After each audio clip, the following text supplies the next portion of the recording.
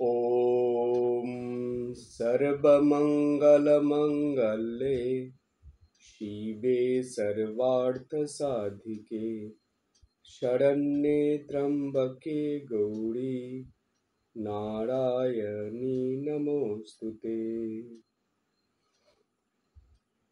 দুর্গা মার চরণে আমার আভূমি লুণ্ঠিত প্রণাম জানাই। আমরা চণ্ডী তত্ত্বে বা চণ্ডী গ্রন্থের মধ্যে যে অন্তর্নিহিত সাধন রহস্য রয়েছে বা যেটাকে বলে গুপ্ত সাধন রহস্য,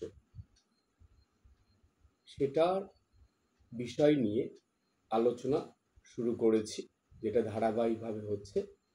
আজকে তার চতুর্থ পর্ব। এর আগে 3টে পর্ব হয়েছে, যেগুলো আপনারা শুনেছেন, এবং ইউটিউবের মধ্যেও যেগুলো আছে আপনারা যারা যারা শোনেননি পরে শুনে নেবেন। তো এই যে চণ্ডী তত্ত্বের আলোচনা, যেটা সাধন রহস্য, আমরা সেই আলোচনার মধ্যে যে তৃতীয় পর্বের যে আলোচনাটা হয়েছিল, সেখানে আলোচনা করা হয়েছিল যে চণ্ডী গ্রন্থে 3টে চরিতের কথা পাওয়া যায়, অর্থাৎ 3টে ভাগ পাওয়া যায়। প্রথমটাকে বলে প্রথম চরিত বা প্রথম ভাগ, এরপরে মধ্যম চরিত বা মধ্যম ভাগ, এবং শেষে আসছে উত্তর চরিত বা শেষের ভাগ। প্রত্যেকটা ভাগেই একটা খুব কমন ব্যাপার হলো, একটা খুব কমন বিষয় দেখা যায়, সেটা হলো চণ্ডী মা অর্থাৎ আদ্যাশক্তি দেবী মা। চণ্ডী, চণ্ডী কথার মানে হলো একটু উগ্র, রাগান্বিত। সেই উগ্র বা রাগান্বিত মূর্তি ধরে তিনি অসুরদের বধ করছেন, অর্থাৎ অশুভ শক্তিকে নাশ করছেন। কেন? শুভ শক্তিকে জাগিয়ে তোলার জন্য। অধর্মকে নাশ করছেন ধর্মকে বাঁচিয়ে রাখার জন্য বা ঠিক রাখার জন্য। এই যে অশুভ শক্তিগুলো, এরা যতবার মাথা চাড়া দিয়ে উঠেছে, জেগে উঠেছে জগতের ক্ষতি করার জন্য, জগৎবাসীর ক্ষতির জন্য এবং এই সৃষ্টিকে বিনাশ করার জন্য, ততবারই আদ্যাশক্তি মা তিনি বিভিন্ন রূপে সেই অশুভ শক্তির প্রতীক হিসাবে যে অসুরেরা মার সঙ্গে যুদ্ধ করেছেন বা মার কাছে গেছেন, তাদেরকে নাশ করার বা তাদেরকে হত্যা করার বা নিহত করার যে কাজটা, সেটা মা স্বয়ংই করেছেন। বিভিন্ন বেশে মা সেই কাজটা করেছেন। কখনো মহাকালী বেশে, কখনো দুর্গা, আবার কখনো বগলা। বিভিন্ন ভাবে মা অসুরদেরকে বা অশুভ শক্তিকে বিনাশ করেছে। এখন প্রথম চরিতে আমরা পেয়েছি যে মা ভগবান বিষ্ণুকে জাগিয়ে দিলেন। ব্রহ্মাদেব ভগবতী মায়ের স্তব করলেন, আদ্যাশক্তি মায়ের। মা আবির্ভূতা হলেন। আবির্ভূতা হয়ে তিনি যে সৃষ্টিকর্তা ব্রহ্মা, তার স্তবে জেগে উঠলেন।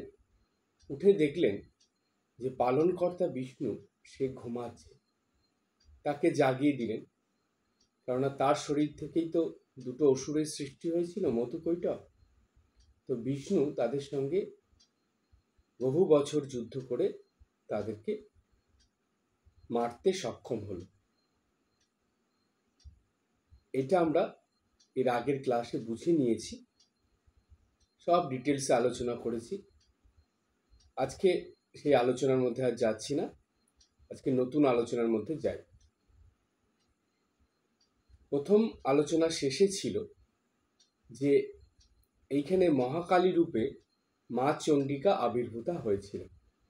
কেন এই কালী কথা সেটা বলেছিলাম যে তামসিক বা তমগুণ থেকে যে অশুভ সৃষ্টি হয় বা অধর্মের সৃষ্টি হয় সেটাকে ধরা হয় কালো হিসাবে। তাই মা তিনি হলেন জ্যোতিরও জ্যোতি, কিন্তু তিনি যেহেতু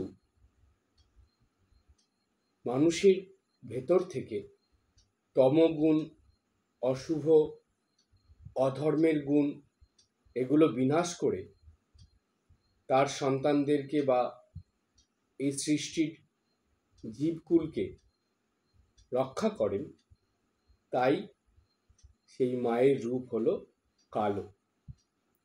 কিন্তু ঠাকুর শ্রী রামকৃষ্ণদেব বলেছিলেন যে তিনি প্রশ্ন করছেন ভক্তদেরকে, যখন ভগবত প্রসঙ্গ করছেন তখন তিনি বলছেন যে কালী কালো কেন, নিজেই প্রশ্ন করে আবার নিজেই উত্তর দিচ্ছেন। ঠাকুর বলছেন কালী কালো তিনি দূরে বলে, কাছে যাও দেখবে কোনো রং নাই।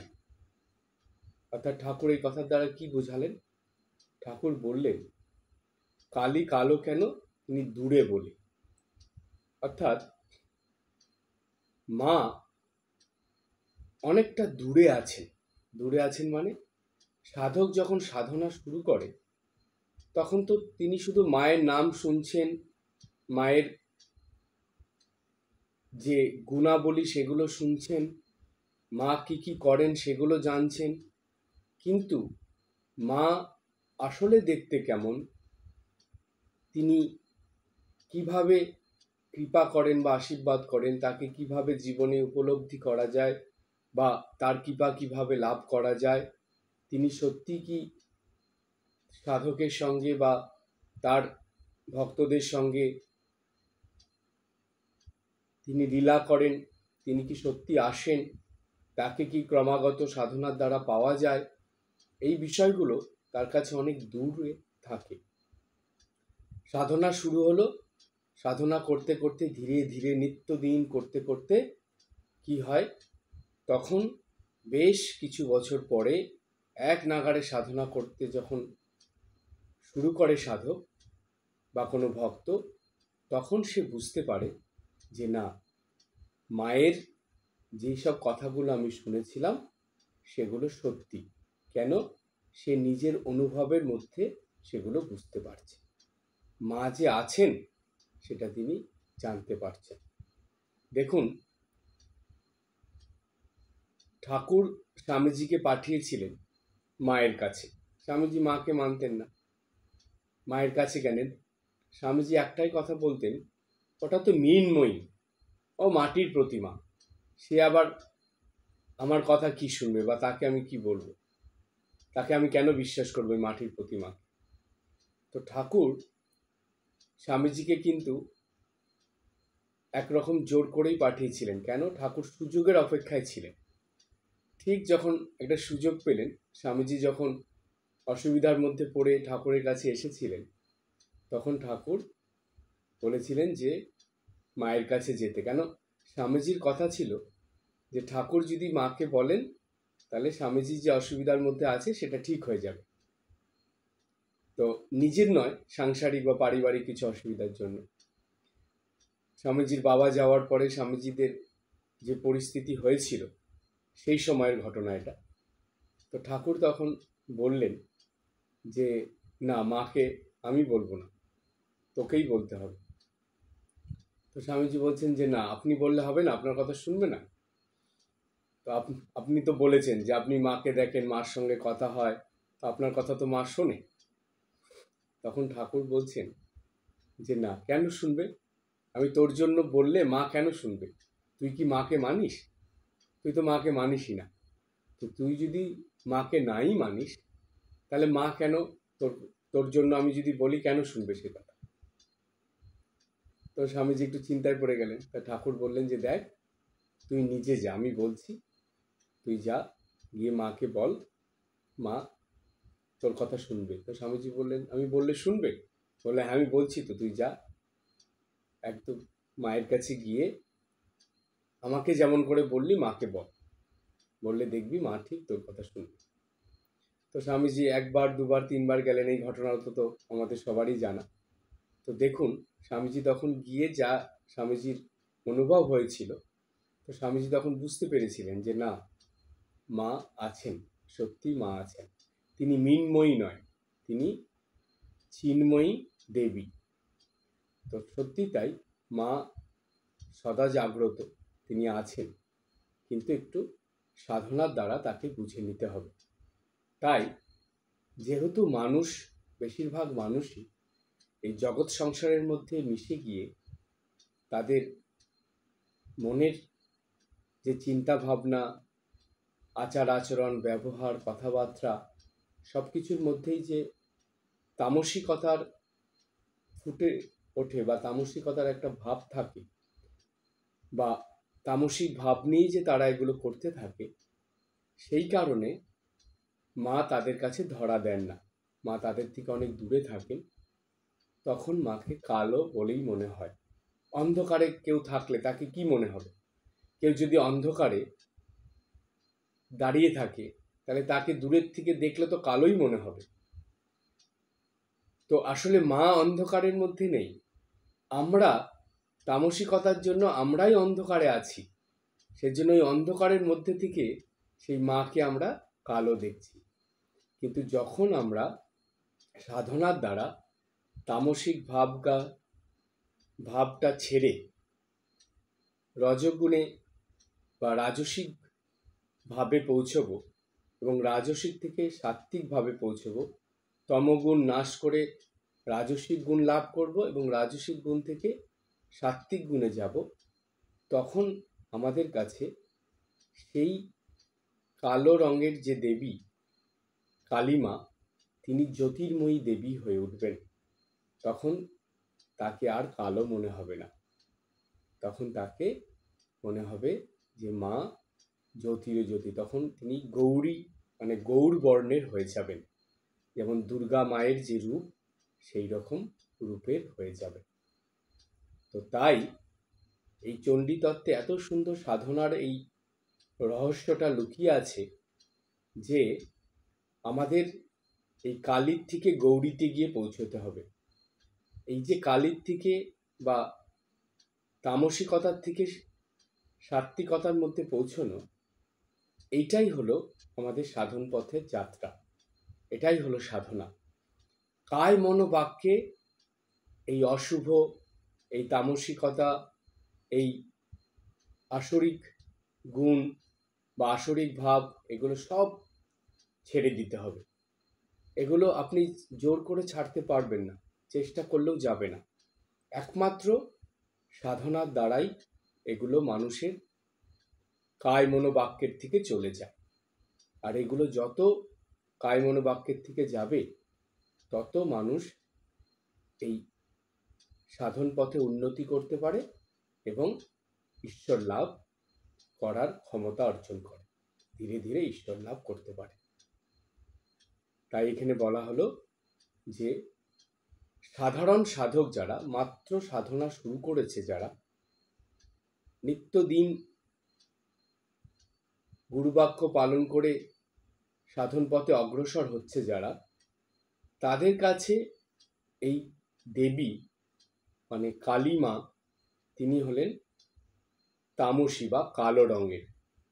তাই প্রথমেই আমরা চণ্ডীতে পাই মহাকালী রূপে মা চণ্ডিকার আবির্ভাব। এটা ছিল প্রথম চরিতের মূল বিষয় বা সাধন রহস্য। এবার আমরা দ্বিতীয় চরিতে আসব। দ্বিতীয় চরিতে আছে দ্বিতীয় চরিতই, কিন্তু এটাকে বলা হয় মধ্যম চরিত। এই মধ্যম চরিতে আছে মহিষাসুর বধের কথা। মহিষাসুর বধ, এটাকে আমরা সংক্ষেপে আগে জেনে নেব।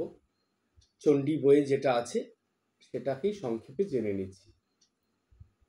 অসুরদের রাজা ছিলেন মহিষাসুর, এটা আমাদের সকলেরই জানা। অনেককাল যুদ্ধের পরে দেবতাদের পরাজিত করে স্বর্গরাজ্য জয় করে নিয়েছিলেন এই মহিষাসুর। তখন দেবতারা যখন স্বর্গরাজ্যের থেকে বিতাড়িত হয়ে গেলেন, মহিষাসুর যখন স্বর্গরাজ্যের থেকে দেবতাদের তাড়িয়ে দিলেন, তখন দেবতারা সবাই মিলে একসঙ্গে আসলেন বিষ্ণুর কাছে এবং শিবের কাছে। তো দেবতাদের কাছ থেকে এরকম কথা শুনে, এরকম করুণ পরিস্থিতির কথা শুনে বিষ্ণু আর শিব তারা কি করলেন, ব্রহ্মদেবের কাছে গেলেন। কেন, সৃষ্টিকর্তা তিনি তো এগুলো সব সৃষ্টি করেছিলেন। তো ব্রহ্মা বিষ্ণু মহেশ্বর একসঙ্গে হলো। মহিষাসুরের অত্যাচারের কথা দেবতাদের কাছ থেকে শুনে এই তিন দেবের প্রচণ্ড রাগ হল। যখন খুব অতিরিক্ত রাগ হয়, তখন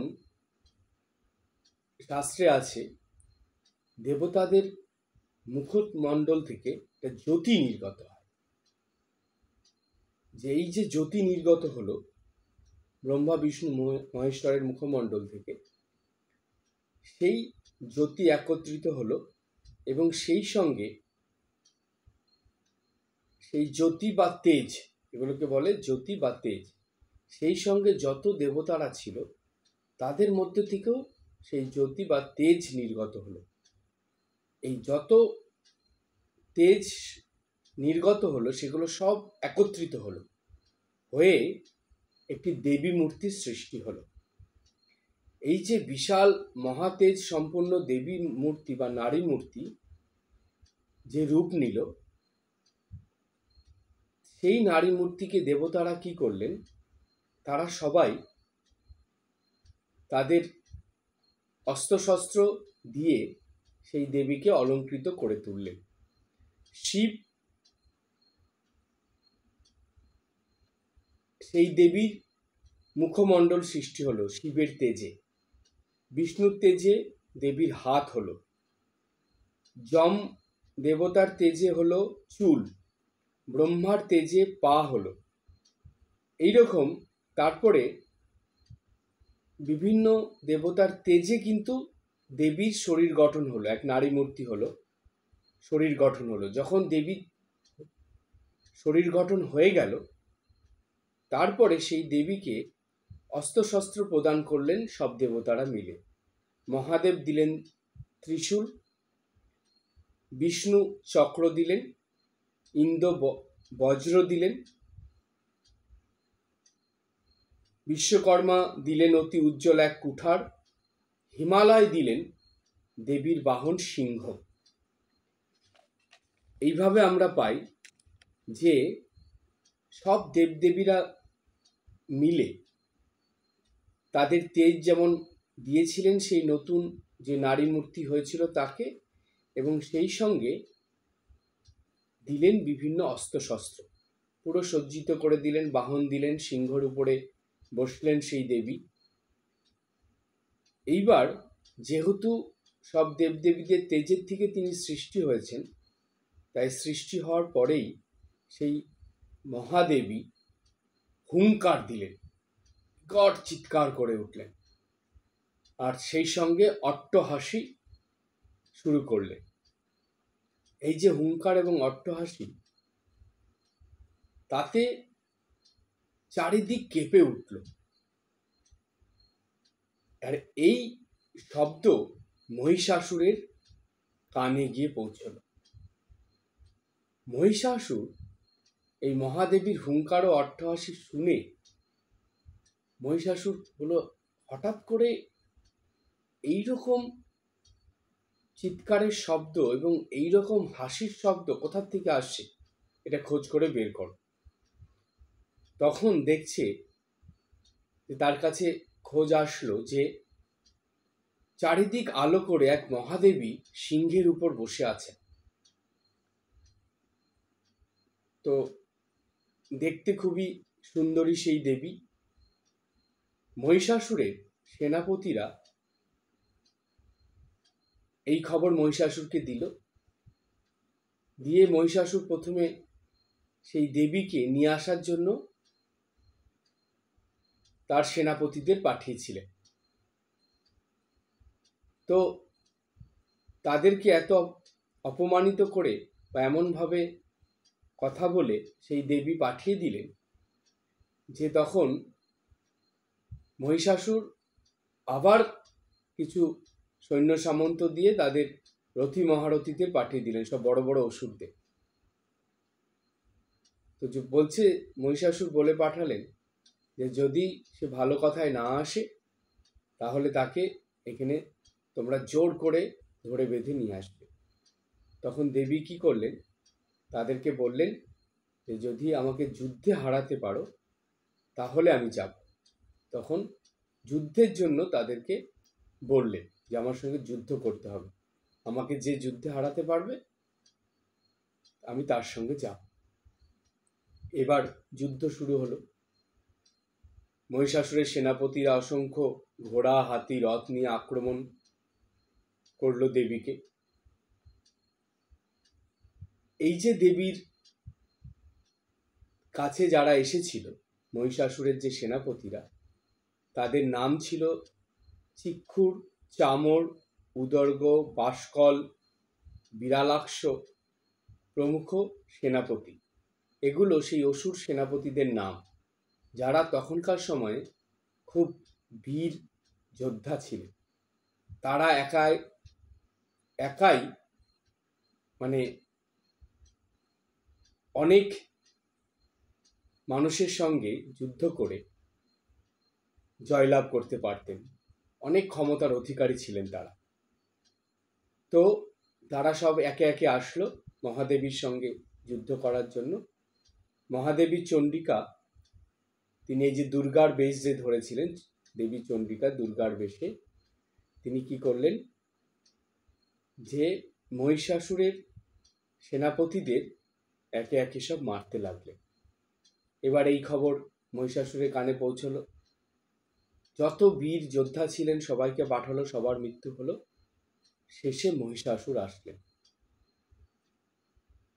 মহিষাসুর এসে দেবীর সঙ্গে যুদ্ধ শুরু করলেন। এবার মহিষাসুর তো মায়া বিদ্যা জানত, তাই সে নিজের দেহকে বিভিন্ন ভাবে পরিবর্তন করতে পারত। কখনো পুরুষের বেশ, কখনো নারীর বেশ, কখনো বিশাল হাতির আকার, কখনো মহিষের আকার, এইসব করতে পারত। তো এই করতে করতে এবার যেই রূপ ধরেই মহিষাসুর দেবীর সঙ্গে, চণ্ডিকা দেবীর সঙ্গে যুদ্ধ করতে আসছে, সেই রূপেই দেবী তাকে আঘাত করছে। আর আঘাত করলেই তার মায়ার শক্তির দ্বারা যেই রূপ সে ধরেছিল সেই রূপটা নষ্ট হয়ে যায়। যেমন বিশাল হাতির আকার ধরে এসেছিল, তো দেবী কি করলেন, সেই হাতির সুরটা কেটে দিলেন। যেই সুর কেটে দিলেন, মহিষাসুর তখন আবার নিজের মূর্তি ধরে ফেললেন। এইরকম করতে করতে যখন মহিষের রূপ ধরে এসেছিলেন, তখন দেবী সেই মহিষাসুরের সঙ্গে যে যুদ্ধ করছিলেন, সেই সময় মহিষাসুরকে সেই মহিষের থেকে বের করার জন্য, নিজের মূর্তিতে ফেরানোর জন্য কি করলেন, সেই মহিষের গলা কেটে দিলেন। গলা কেটে দেওয়ার পর যখন মহিষাসুর নিজের মূর্তি ধরে সেই মহিষের মধ্যে থেকে বাইরে নির্গত হচ্ছিল, সেই সময় দেবী কি করলেন, তার বুকের মধ্যে ত্রিশূল গেঁথে দিলেন, অর্থাৎ সেই মহিষাসুরকে হত্যা করে ফেললেন বা মেরে ফেললেন। তো এইভাবেই মা চণ্ডিকা মহিষাসুর বধ করেছিলেন। এখন প্রশ্ন হলো, এটা তো আমরা সবাই জানি কম বেশি। এইখানে মহিষাসুরের সঙ্গে যুদ্ধ হলো, দেবতারা মহিষাসুরের অত্যাচারে খুব অসুবিধায় পড়েছিলেন, গেলেন ব্রহ্মা বিষ্ণু মহেশ্বরের কাছে। তারা দেবতাদের উপর মহিষাসুরের অত্যাচারের কথা শুনে খুব রেগে গেলেন, এবং রেগে যাওয়ার পর ব্রহ্মা বিষ্ণু মহেশ্বরের শরীর থেকে তেজ বেরোলো, এবং সেই সঙ্গে আরও যে দেবদেবীরা ছিলেন তাদের শরীর থেকেও তেজ বেরোলো। সেই তেজ একসঙ্গে হয়ে একটি নারী মূর্তি তৈরি হলো। তাদের তেজের দ্বারা নারী মূর্তি সেই শরীর গঠন হলো এবং সব দেবদেবীরা তাদের অস্ত্রশস্ত্র প্রদান করে সেই নারী মূর্তিকে সাজিয়ে তুললেন। কেন? মহিষাসুরের সঙ্গে যুদ্ধ করার জন্য। এবার মহিষাসুরের সঙ্গে যুদ্ধ হবে। দেবীর চিৎকার অট্টহাসি শুনে মহিষাসুর খোঁজ করতে পাঠালেন, তার সেনাপতিদের পাঠালেন, বড় বড় বীর যোদ্ধাদের পাঠালেন। যুদ্ধ হলো, যুদ্ধে সবাই মারা গেল। মহিষাসুর যুদ্ধ করতে আসলো, মহিষাসুরকে দেবী মেরে ফেললেন। এটা তো গেল মধ্যম চরিতের ঘটনা। কিন্তু এই যে যুদ্ধের বর্ণনা হলো, এর মধ্যে প্রশ্ন হলো যে এই বর্ণনার মধ্যে সাধন রহস্য কোথায় লুকিয়ে আছে? এর মধ্যে সাধনার কোনো ইঙ্গিত পাওয়া যায় কি? এটা তো সাধনার কোনো লক্ষণই এই ঘটনার মধ্যে খুঁজে পাওয়া যাচ্ছে না, বা দেখা যাচ্ছে না, বা বোঝা যাচ্ছে না। তাহলে এর মধ্যে কি সত্যি সাধন রহস্য আছে? অবশ্যই আছে। কি সেই সাধন রহস্য? সেই আলোচনার মধ্যে আসব। আমরা এই মধ্যম চরিতের আলোচনার প্রথমেই পাই মহিষাসুরের কথা। প্রথমে আমরা মহিষাসুর থেকে শুরু করি। আমরা প্রথম চরিতে পেয়েছিলাম যে মানুষের মধ্যে যখন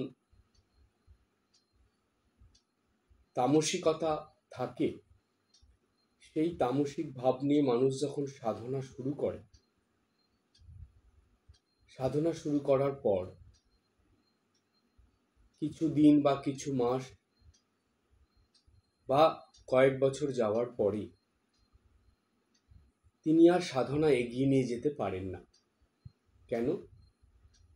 সেই তামসিক গুণের জন্য বা তামসিক ভাবের জন্য তার সেই সাধনার যে উৎসাহ, আনন্দ বা সাধন ভজন করার যে নিষ্ঠা, ভক্তি, বিশ্বাস, সেগুলো আস্তে আস্তে কমে যায় এবং হারিয়ে যায়।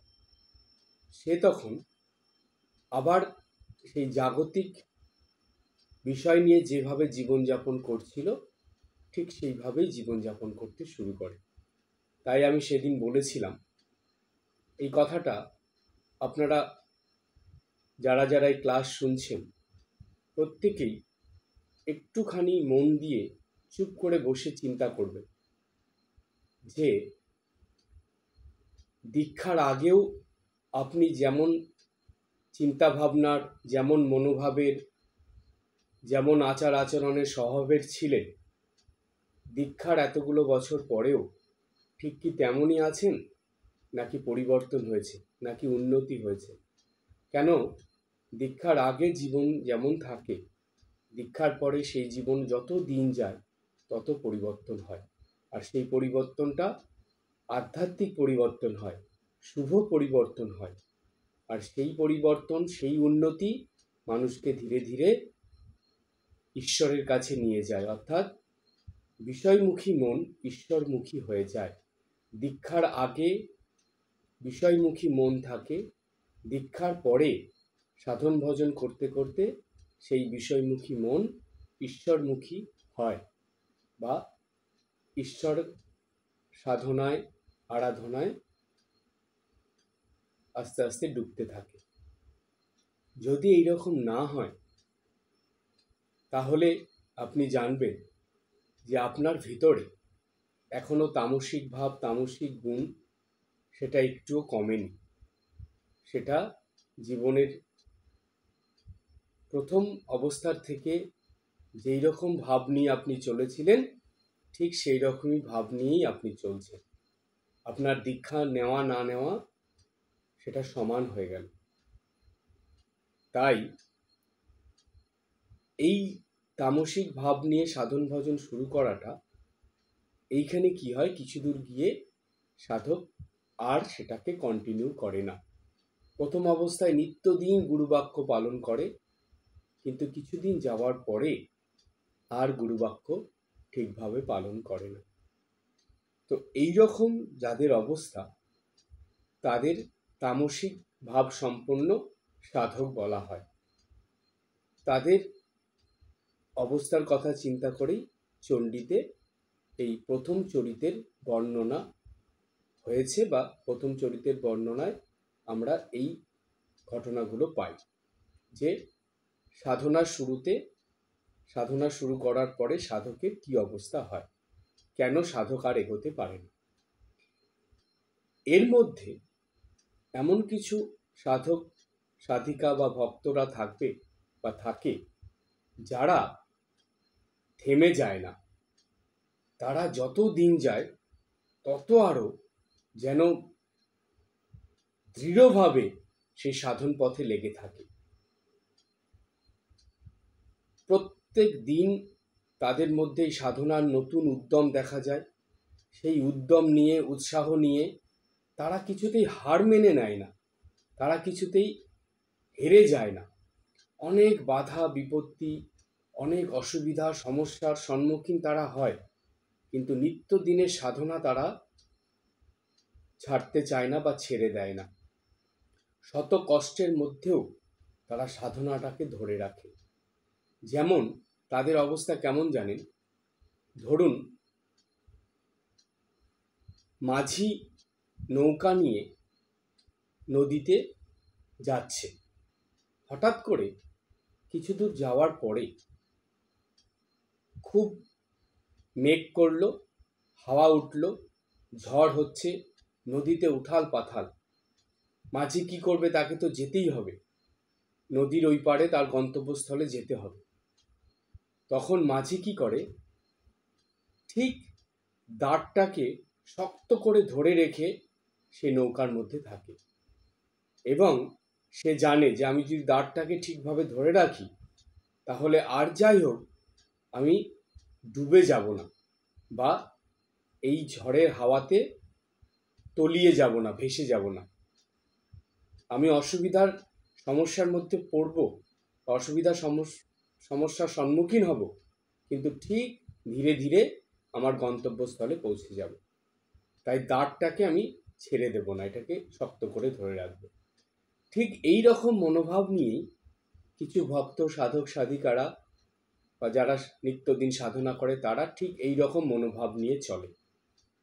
এদের মধ্যে ধীরে ধীরে ওই তামসিক ভাব বা তামসিক গুণ কেটে গিয়ে রজগুণের সৃষ্টি হয়, বা রজগুণ বিশেষভাবে প্রকটিত হয়ে ওঠে। আর এই রজগুণের জন্যই তারা নতুনভাবে নিত্যদিন সাধনার স্বাদ গ্রহণ করে এবং উদ্যমের সঙ্গে এগিয়ে চলে এবং জিতেও যায়। তারা হেরে যায় না, তারা জিতে যায়। তারা ঠিক নিত্যদিনের সাধনা করে ফেলতে পারে এবং তার মধ্যে উন্নতিও করে। ঠিক এই রজগুণের দ্বারা সাধনা করে যে উন্নতি বা জীবনের যে উন্নতি করা, এর প্রতীক হলো মহিষাসুর। খুব ভালো করে চিন্তা করবেন। মহিষাসুরের জীবনের একটা ঘটনা বেশিরভাগ মানুষই জানে না, সেটা আজকে আপনাদের বলি। মহিষাসুর তিনি এই স্বর্গরাজ্য অধিকারের আগে বা এই অসুরদের রাজা হওয়ার আগে তিনি খুব তপস্যা করেছিলেন মহাদেবী। মহিষাসুরের তপস্যায় মহাদেবী সন্তুষ্ট হয়েছিলেন। সন্তুষ্ট হয়ে মহিষাসুর দেবী মার কাছে বা মহাদেবীর কাছে বা আদ্যাশক্তি মায়ের কাছে বর চেয়েছিলেন যে মহিষাসুরের মৃত্যুর পরে তিনি যেন মায়ের কাছেই থাকেন, তিনি যেন কখনো মায়ের কাছ ছাড়া না হন। মা যেখানে যেখানে থাকবে তিনি জানি থাকেন, তিনি জানি মায়ের সঙ্গেই বেঁচে থাকেন, অর্থাৎ মায়ের নামের সঙ্গে তার নামটাও যেন অমর হয়ে থাকে। সেই জন্য দেখুন আজকে দুর্গা মার কথা, চণ্ডী মার কথা যারা যারা জানেন, মহিষাসুরের কথা তারা জানেন না এমন নয়, সবাই মহিষাসুরের কথা জানেন। আর যেখানে যেখানে এই দেবী মা থাকবে, সে বাসন্তী মা রূপে পূজা করা হোক, বাসন্তী পূজায় কিংবা দুর্গা পূজায় কিংবা চণ্ডী পূজায়, দেখবেন মহিষাসুর থাকে। তো সুতরাং এই মহিষাসুরের এই যে বর চেয়েছিলেন তপস্যা করে আদ্যাশক্তি মাকে সন্তুষ্ট করে, মহিষাসুর যে বর চেয়েছিলেন মা কিন্তু প্রসন্ন মনেই সেই বর প্রদান করেছিলেন মহিষাসুরকে। তাই মহিষাসুর তিনি তার যে মৃত্যু হলো মায়ের হাতে, সে মৃত্যুর পর তিনি কিন্তু মায়ের কাছেই ছিলেন। তো মাই তাকে স্থান দিয়েছিল তার কাছে। তো এই যে মহিষাসুর, তার মধ্যে যে এত উদ্যম, এই যে তিনি দেবতাদের যুদ্ধ করে একবার না বেশ কয়েকবার যুদ্ধ করার পরে দেবতাদের হারিয়ে দিয়েছেন। যতবার হেরে গেছেন তিনি কিন্তু দমে যাননি, তিনি কিন্তু যুদ্ধের থেকে সরে যাননি। এই যে স্বর্গরাজ্য অধিকার করবেন তিনি, এরকম দৃঢ় প্রতিজ্ঞ হয়ে তিনি চলেছেন। হেরে গেছেন, এত বাধার সম্মুখীন হয়েছেন, এত বিপদ এসেছে মহিষাসুরের জীবনে, তারপরেও তিনি নতুন উদ্যমে আবার শুরু করেছেন। আবার সৈন্য এক জায়গায় করেছেন, অসুরদের এক জায়গায় করে তাদের মনোবল বাড়িয়েছেন, বিভিন্ন রকম যুদ্ধের পরিকল্পনা করেছেন, করে আবার দেবতাদের আক্রমণ করেছেন। এইবার যুদ্ধ করে করে একটা সময় তিনি জিতে গেলেন, জয়লাভ করে ফেললেন, দেবতাদের স্বর্গরাজ্য থেকে বিতাড়িত করে দিলেন, যুদ্ধ জয় করে স্বর্গরাজ্য অধিকার করে নিলেন। তাহলে এই যে মহিষাসুরের মধ্যে যেই জিনিসটা আমরা দেখি, এটার মধ্যে দুটো ভাব আছে, খুব ভালো করে চিন্তা করবেন। মহিষাসুরের যে ভাবটা রজগুণের ভাব, এই রজগুণের ভাবের মধ্যে দুটো জিনিস থাকে। সেটা কি জানেন? সেটা হলো সে জাগতিক সুখ স্বাচ্ছন্দ্য আনন্দ চাইছে, আবার সেই সঙ্গে সে সাধন ভজনও করছে, দেবদেবীদের কৃপা আশীর্বাদও চাইছে। মহিষাসুরের মধ্যে আমরা পাই তিনি নতুন উদ্যম নিয়ে অসুরদের সঙ্গে নিয়ে যুদ্ধ করছেন, অসুরদের রাজা হয়েছেন, তিনি সবাইকে মনোবল যোগাচ্ছেন এবং যুদ্ধ করার জন্য উৎসাহ উদ্দীপনা তিনি সৃষ্টি করছেন, এবং যুদ্ধ করে করে যেটা যেটা জয়লাভ করতে চাইছেন সেগুলো জয়লাভ করতে করতে স্বর্গরাজ্যই জয়লাভ করে ফেললেন। তার মানে তিনি জাগতিক ভোগ সুখ আনন্দ চাইছেন। আবার সেই সঙ্গে তপস্যা করেছিলেন, মায়ের তপস্যা করে মাকে সন্তুষ্ট করে বর লাভ করেছিলেন। এই যে মহিষাসুর, তার দুটো দিক, একটা হলো জাগতিক ক্ষেত্রে সুখ স্বাচ্ছন্দ্যের দিক, আবার আধ্যাত্মিক ক্ষেত্রেও তার আধ্যাত্মিক অনুভূতি, আধ্যাত্মিক জগৎ থেকেও দেবদেবীদের কৃপা আশীর্বাদ লাভ, এগুলোও তিনি চাইছেন। দুই দিকেই তাল রেখে চলতে চাইছেন বা চলছেন। এটাই হলো রজগুণের প্রতীক। ঠিক এই রকম রজগুণের মনোভাব সম্পন্ন বা রজগুণ সম্পন্ন মানুষ আমাদের এই সমাজে, সংসারে, পরিবারে সর্বত্র আছে, সর্বত্র আছে। তারা কি করে? তারা যেমন দেখবেন, তারা অনেক সময় কিছু অশুভ খারাপ কাজও করে ফেলছে সামাজিক নাম যশ প্রতিষ্ঠার জন্য, আবার তারাই মন্দিরে গিয়ে খুব ভক্তি ভরে পূজা দিচ্ছে, চরণামৃত খাচ্ছে, ভগবানের প্রসাদ খাচ্ছে, প্রার্থনা করছে।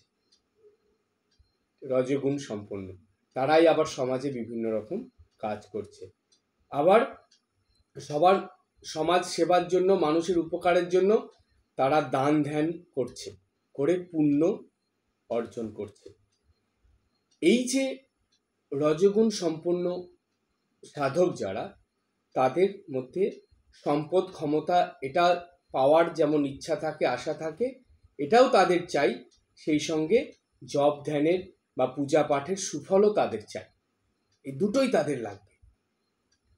এই হলো মহিষাসুর, অর্থাৎ এই রজগুণের প্রতীক হলো মহিষাসুর। দুটো ভাবই মহিষাসুরের মধ্যে আছে। তাই বলা হয় যে যারা এই রকম ভাব নিয়ে চলে, দেখবেন সমাজে এই রকম নারী পুরুষ অনেক দেখা যায়, তাদের ভাবটা হলো রজগুণের ভাব, এই ভাব নিয়ে তারা চলে।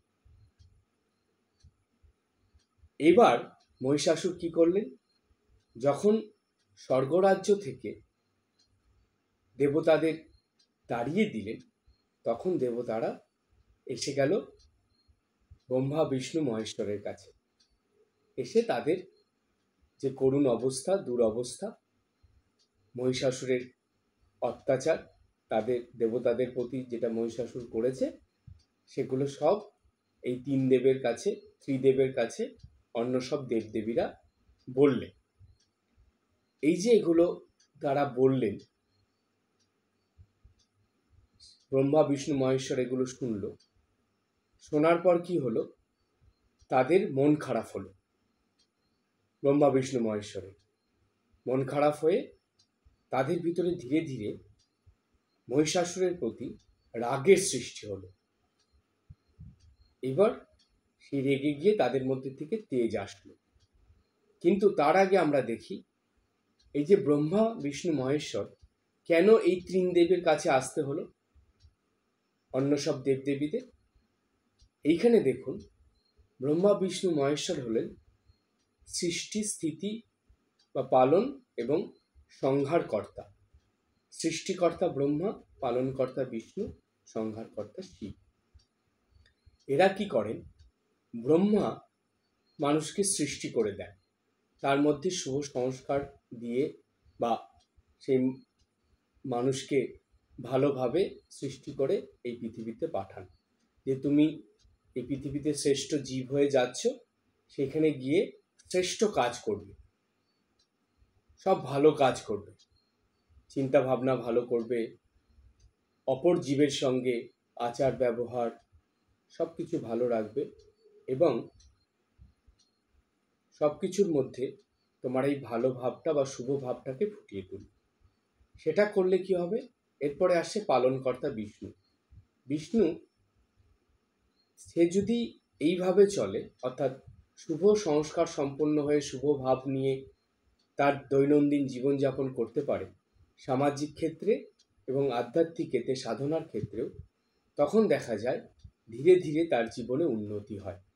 পালনকর্তা বিষ্ণু কি করেন, তার জীবনের সব কিছুই ভালো করে দেয়, তার চলার পথে তাকে পালন করে, যে তাকে যে নিয়ে যাচ্ছে ক্রমাগত উন্নতির দিকে নিয়ে চলে। এরপরে আসছে শিব। শিব কি করেন, তিনি সংহারকর্তা। মানুষকে মেরে ফেলেন, সংহার করে নেন না, এটা ভুল। তিনি মানুষের মনের ভিতরে বা মানুষের চলার পথে যত অশুভ, যত খারাপ, যত প্রতিকূল অবস্থা, বাধা বিঘ্ন, সমস্যা আসে, এই খারাপগুলোকে, অশুভগুলোকে তিনি সংহার করেন। অর্থাৎ মনের সকল খারাপ ভাব, সকল খারাপ সংস্কারকে শিব নষ্ট করে দেন, তাই তিনি সংহার। অর্থাৎ মানুষকে জন্মের থেকে মৃত্যু পর্যন্ত ক্রমাগত উন্নতির দিকে নিয়ে যাওয়ার জন্য, ভালোর দিকে নিয়ে যাওয়ার জন্য, ক্রমাগত তামসিকতা থেকে সাত্ত্বিকতায় নিয়ে যাওয়ার জন্য এই ব্রহ্মা বিষ্ণু মহেশ্বর সবসময় প্রত্যেকটা মানুষকে সাহায্য করে, সাহায্য করার জন্য তারা থাকে। তাই ব্রহ্মা বিষ্ণু মহেশ্বরকে এতটা গুরুত্ব দেওয়া হয়, এতটা তাদেরকে মানা হয়। তারা মানুষের সবসময় ভালোর জন্য মানুষের সঙ্গে থাকেন। কেন, এই সৃষ্টিতে যে ব্রহ্মা সৃষ্টি করে পাঠিয়েছেন, শুধু তো সৃষ্টি করলে হবে না, তাকে তো চালাতে হবে, তাকে তো ক্রমাগত উন্নতির দিকে, অগ্রগতির দিকে নিয়ে যেতে হবে। তাকে সামাজিক ক্ষেত্রে ঠিক সেই রকম আবার আধ্যাত্মিক ক্ষেত্রেও তো তাকে এগিয়ে নিয়ে যেতে হবে। ব্রহ্মা বিষ্ণু মহেশ্বর, এর মধ্যে বিষ্ণু আর মহেশ্বর যদি সাহায্য না করেন, তাহলে কোনো মানুষ ঠিকভাবে সাধন ভজন করতে পারবে না, আধ্যাত্মিক পথে আসতে পারবে না, সাধনা করে এগিয়ে চলতে পারবে না। তাই বলা হয় যে বিষ্ণু এবং শিব, এদের দুজনের কৃপা আশীর্বাদ সর্বদা দরকার। তা না হলে কোনো মানুষের জীবনে সাধনা সার্থক হয় না, সফল হয় না। কোনো মানুষের জীবনে ভোগ, সুখ, লোভ, লালসা, যত আসরিক গুণ, যত আসরিক ভাব, যত তামসিক গুণ, তামসিক ভাব, এগুলো নষ্ট হয়ে যায় না। একমাত্র ব্রহ্মা সৃষ্টি করার পরে বিষ্ণু এবং শিবের আশীর্বাদেই এগুলো মন থেকে নষ্ট হয় এবং মানুষ ক্রমাগত জাগতিক দিক থেকে মনকে ফিরিয়ে আধ্যাত্মিক দিকে, সাধনার দিকে নিয়ে যেতে পারে এবং সাধনা করে করে ঈশ্বরকে লাভ করতে পারে। তাই সব দেবদেবীরা আসলেন ব্রহ্মা বিষ্ণু মহেশ্বরের কাছে। প্রথমে ব্রহ্মার কাছে গিয়েছিলেন, ব্রহ্মা পাঠালেন বিষ্ণুর কাছে, নিজেও সঙ্গে আসলেন, আর বিষ্ণু আবার পাঠালেন শিবের কাছে, নিজেও সঙ্গে আসলেন।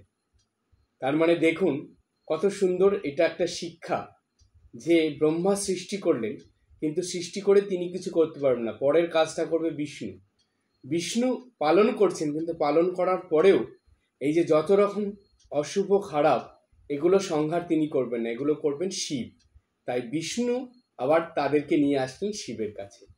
তারপরে যা ঘটনা হলো তার মধ্যেও আরো আধ্যাত্মিক রহস্য লুকিয়ে আছে, সেই আলোচনায় আমরা আসবো এর পরের ক্লাসে। আজকে এই পর্যন্ত, সবাই ভালো থাকবেন, হাসি খুশি আনন্দে থাকবেন। ওম শান্তি শান্তি শান্তি। হরি ওম তৎসৎ। শ্রীরামকৃষ্ণার্পণমস্তু।